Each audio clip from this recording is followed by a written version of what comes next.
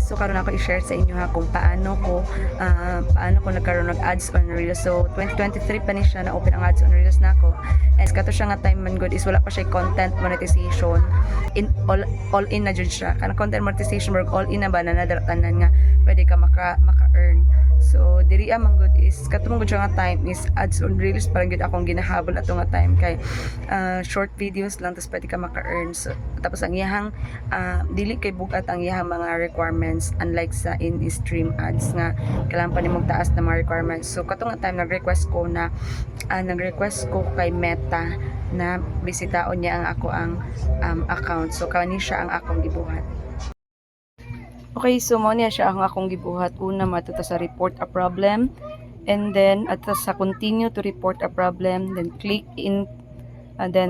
include, and then ato sa page kung page atong gamit, profile kung profile lang ato ang gigamit. So kana atong pistiton kung sa atong gigamit, and then upload.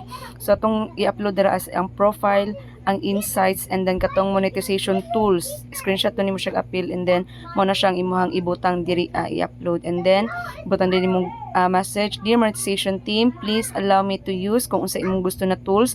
I'd love to share happy and inspiring videos kung sa imong mga videos, and then I promise not to violate any monetization policy. Thank you. So mo na siya akong gi-message that time. Okay, then send.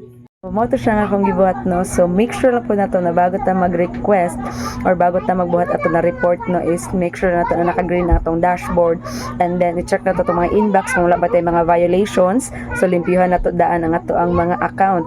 So i-check po nato daan na ang ato mga music na ginagamit. So kung dili ba na siya magkosa na mag-violate, and then ato mga videos, i-make sure nato na videos is dili po siya wala siya mga violations. Okay, so kato lang ako ma-share sa inyo ha. So thank you for watching. Bye.